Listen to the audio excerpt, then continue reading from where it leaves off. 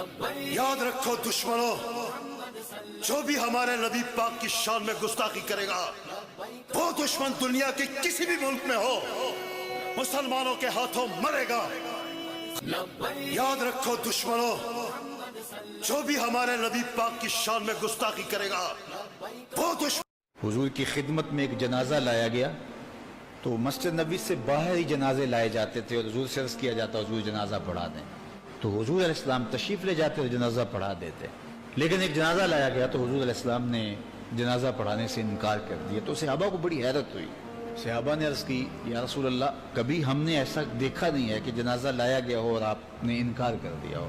میرے اور آپ کے آقا و مولا نے فرمایا کہ یہ شخص میرے عثمان سے بغض رکھتا تھا، اللہ نے اس کو اپنی رحمتوں سے دور کر دیا ہے۔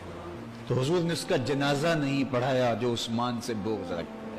کتنے لوگ ہیں کہ جو حضرت عثمان کو گالی دینا اپنے دین کا حصہ اور عبادت سمجھتے ہیں، جبکہ حضرت عثمان غنی وہ ہیں کہ آقا کریم علیہ السلام نے فرمایا میں اس سے حیا کیوں نہ کروں جس سے اللہ کے فرشتے بھی حیا کریں۔ وہ کتنا بے حیا شخص ہوگا کہ جو عثمان غنی کا حیا نہیں کرے۔